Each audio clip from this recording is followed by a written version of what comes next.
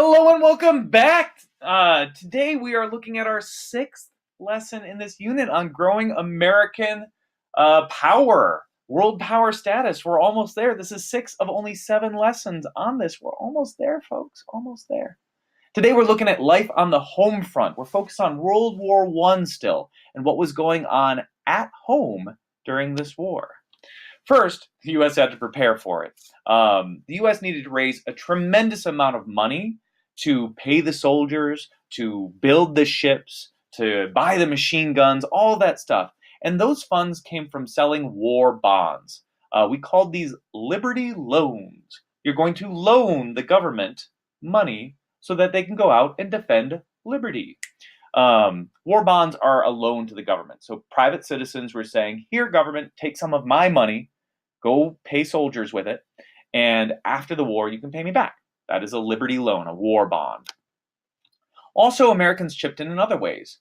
We drove less, and this helped save gas so that gas could be sent overseas. We ate less. Yeah, we cut down on our food. We know Americans love food, but we cut back on food to help the army.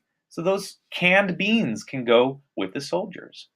And our food was sent over. We also collected scrap metal. People would go into their attics and look for old bed frames or whatever might be made of metal somewhere, and they'd collect it. And they'd set it on the roadside so trucks would come by, pick up all the scrap metal, melt it down, and turn it into bombs. We did that. Go us, America. We're really getting behind this war effort.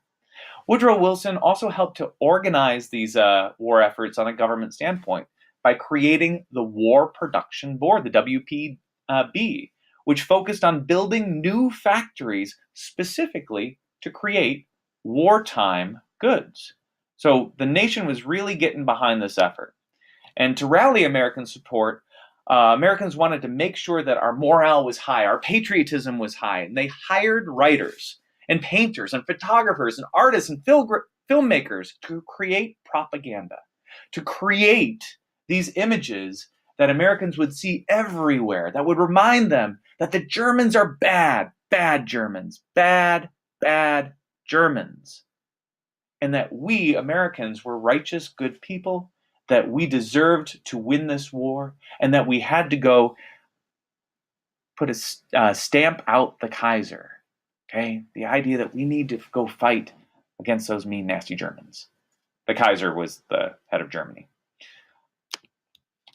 We also see social change in America. Intolerance and suspicion of German Americans grew throughout the war. We started to look at Germans and say, you're a German. Are you trustworthy? You might be bad. We do silly things like sauerkraut, which is a German food, gets renamed Liberty cabbage. We do silly things like this sometimes. Congress also passes the Espionage Act and the Sedition Act, making it possible for America to, one, punish people who we suspect are spies, and two, to punish people, this is Sedition Act, who say bad things about the U.S. government or who say good things about the German government. Free speech? We don't need free speech. If you're talking bad about America or good about the German Kaiser, yeah, it's now illegal to criticize the war. You can't speak bad about America invading Germany. You can't support the Kaiser, not in public. That's illegal. Sedition Act. Well, the Supreme Court had to hear these things, right? Because, the whole First Amendment thing, the whole you're allowed to say what you want thing. And went to the Supreme Court. This guy right here with the mustache. Love that mustache. I should grow one like that, shouldn't I? Yeah. They looked at these wartime laws, and Chief Justice of the Supreme Court, Oliver Wendell Holmes Jr., ruled that freedom of speech can be limited during wartime. That freedom of speech is a great freedom to have unless it's during wartime. And that the government is actually allowed to limit your speech during war. That's what our Supreme Court says of our Constitution. Keep that in mind.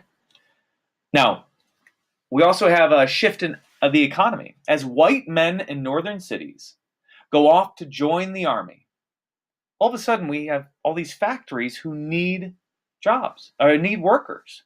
Okay, all those men of Boston are going off to fight in the war, and the factory jobs, well, they're in need. The War Production Board was building all these new factories. We need more employees. We need more people. Where are we going to find these people? Oh, wait, no, the American South. That's right. We've got all those sharecroppers down there. Life in the American South is horrible, especially for African Americans. This is our key. And so African Americans were actively recruited to move from the South, to escape the violent racism of the South for the less violent racism of the North. Let's not, get crazy here. It's still racist. It's just, less violent and it's racist. They get to escape the South and come up into the Northern economy. So in this Great Migration, 500,000 African Americans, that's like 500,000, moved to northern cities like Detroit, Chicago, New York, Newark, New Jersey, to work in factories to help provide for the war effort. But we also now see American farms being emptied out as farmers are going either to northern cities for factory work or going overseas for the war. So we encouraged Mexican-American migration to work the farms. We've said before that American society is built on the hard work of immigrants. During World War I, without immigrants, we didn't have food. Immigrants are awesome. All right. Something did happen, though, during the war, which had little relation to the war itself, but is worth mentioning, is important to mention. In 1918, the world was struck by something called the Spanish flu. The Spanish flu was a particularly bad flu strain. And the world gets hit by a really bad flu every 100 years or so. One just gets out of hand and it becomes very deadly. The flu was actually more deadly than World War I was. As bad as World War I was, with 12 million people dying in that war, the Spanish flu killed 20 million people that year. 20 million people worldwide. 500,000 Americans died of the Spanish flu. It's not directly related to either American power or World War I, but it's happening right at that time. And I wanted to make sure that we acknowledge that this deadly disease happened about 100 years ago. All right. Well, I hope you learned something today on America during the war.